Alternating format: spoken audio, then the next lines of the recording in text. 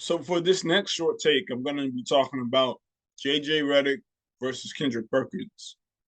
So JJ Reddick, he was on First Take, and basically he was trying to say that Jokic is not stat padding, and he also said that Drake Nowinski and also Steve Nash deserve the MVPs. Okay, and what Kendrick Perkins, narrative is he was basically race baiting. Okay, he was trying to say that 80% of the MVP voters are white. And actually, that's not true at all.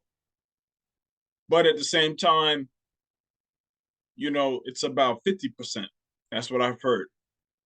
And when it comes to his stat that he came up to help his narrative in Kendrick Perkins, he said that most of the players who won the MVP, they were in the top 10 of scoring. And those three players in Steve Nash, Dirk Nowitzki, and Jokic, they were not in the top 10 of scoring. Okay. And basically, Kendrick Perkins, he was saying that Jokic, he stat pattern to get this MVP. And, that's just not the case. All right. It's not the case. And as a matter of fact, JJ Reddick, he brought up, the narrative that Kendrick Perkins was going with his implications about the MVP voters being racist. Okay. And, he basically said that doesn't make any sense because Magic Johnson, he won 3 MVPs and he was not in the top 10 of scoring. Okay. And plus, if you want to go back further, Bill Russell, he has 5 MVPs, and I'm pretty sure that he was nowhere near the top 10 of scoring, but his impact was great on the defensive end, not to mention his impact on winning, and also, how he was able to impact the offense as well when it came to passing and the fast break. So that's what Bill Russell was able to do during that time. But he didn't mention Bill Russell. He mentioned Steve Nash, Jokic, and Dirk Nowitzki. Those were the 3 white players that he had a gripe with. Okay. Now, to me, I think that Steve Nash definitely deserved the first one, for sure. Okay? You can't get around that one because when he went to that team, they ended up winning 20 plus more games than they did the season before. Okay? As a matter of fact, I think before that he even got there, they were not in the playoffs. Right? But when he got there, they're the 1 seed. Okay, and then they ended up going to the conference finals later on. But it is a regular season award, right?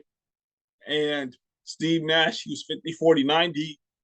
And, he had the most assists. And not only that, he also had great offensive stats. Now, he did not have the points per game stat that Kendrick Perkins may have been looking for. But at the same time, he was very impactful to his team.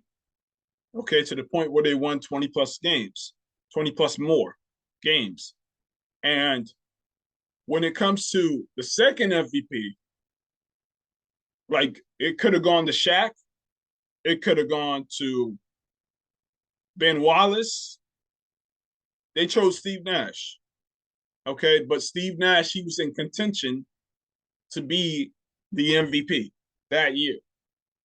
Okay, so if it would have gone to Shaq, you know, I could understand why it would have went to Shaq, right? But the Dirk Nowitzki one, but the Dirk Nowitzki one, that one should have gone to Dirk Nowitzki. Okay, Dirk Nowitzki, he won 67 games that year. 67. All right. Now he did not have the points per game stat that Kendrick Perkins is looking for, But he did do 50, 40, 90. Okay.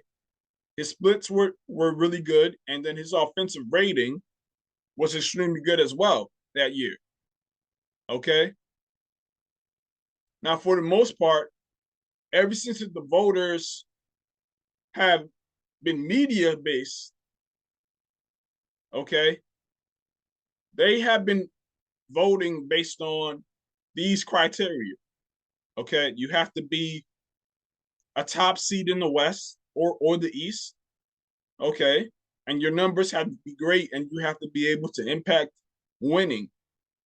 Okay. For your team in the regular season. Okay. So that's what's been happening as of late. And as for Kendrick Perkins talking about the stat pattern part when it comes to Jokic, when you don't realize that the first stat pattern was actually Russell Westbrook in 2017. Okay. Russell Westbrook in 2017, he averaged a triple double. Okay. And he set a historical precedent of something that had never been done since Oscar Robertson. That's what everybody was saying, is that this could possibly never be done and it will probably never happen again. Okay. And then he broke that record. Since then, he's done it about 4 times. But at the same time, when it comes to Russell Westbrook, he was stat padding that year. Okay. He used to, you know, have Steven Adams and Carmelo Anthony avoid get a rebound so then Russell Westbrook could get the rebound. Okay. That did happen that year.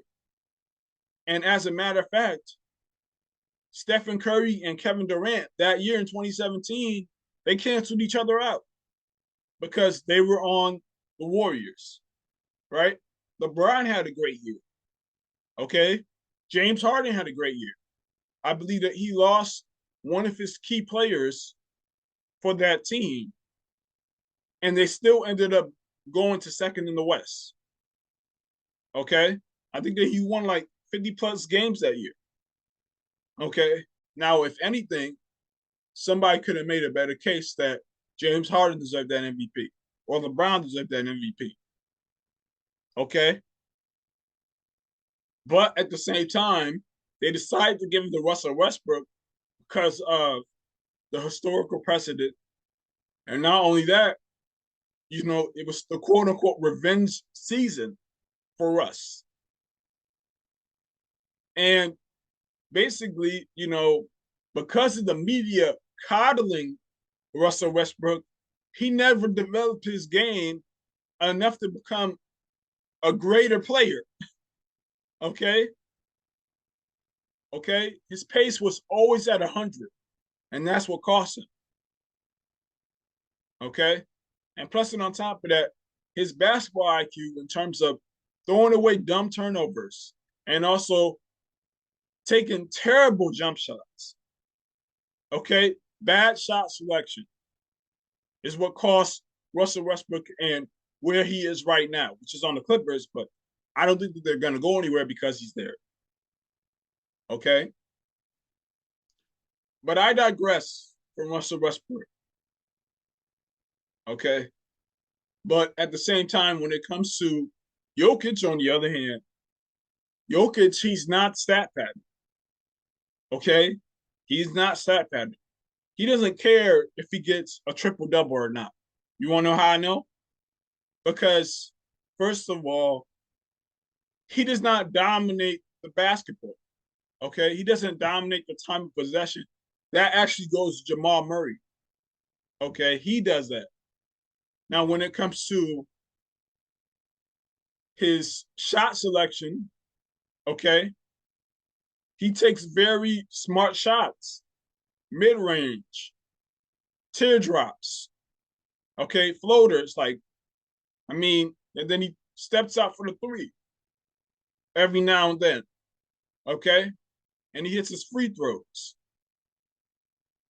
All right. So he does not have the ball that much, anyways. okay?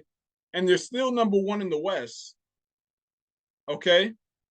And not to mention, he has all of the offensive stats that doesn't have to do with points per game in his favor, okay?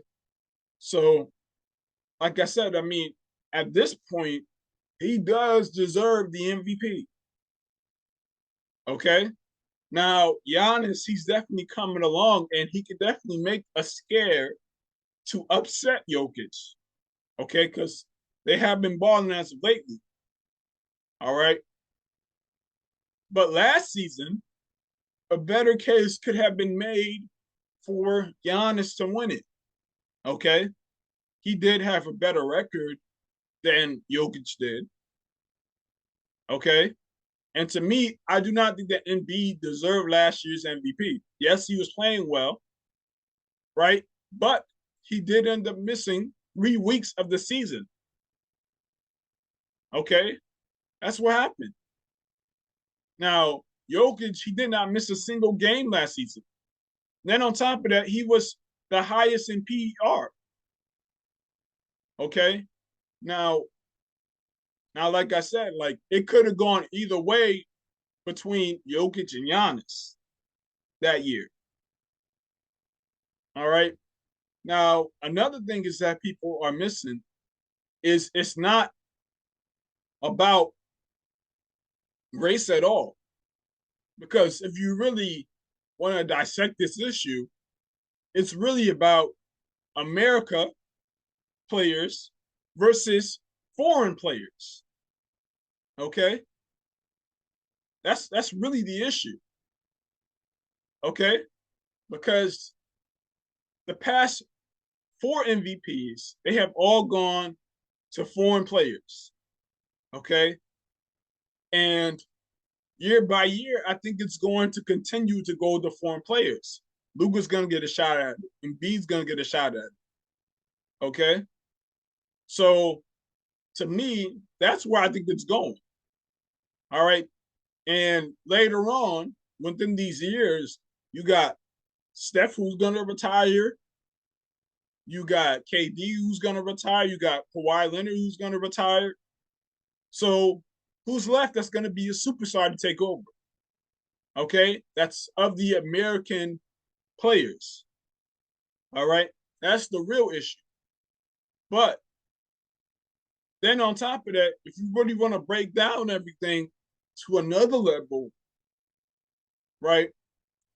Everybody knows that 90% of the players who have gotten an MVP in the NBA are black.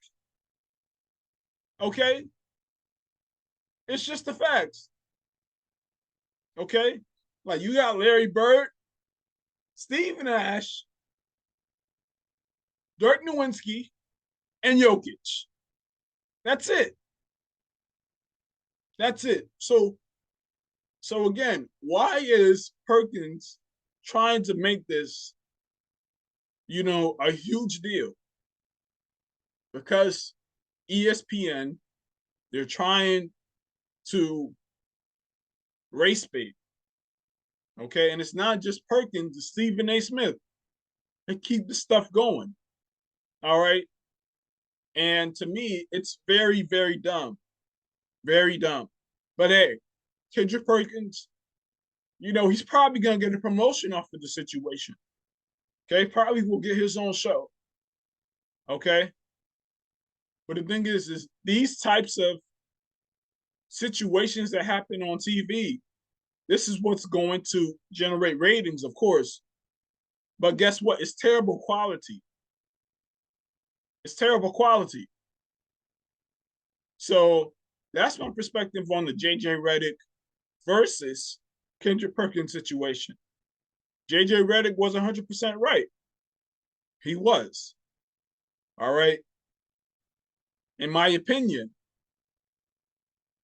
for the most part, nobody should be really mad about the fact if you don't get the MVP. Just be happy that you were in contention for those years. Okay? I believe that James Harden, he was in contention for maybe about 5 seasons. or winning the MVP. There's nothing wrong with being a second place finisher. Okay. Now, I do get that it's definitely impressive for somebody to win the MVP. Okay. There's nothing wrong with that.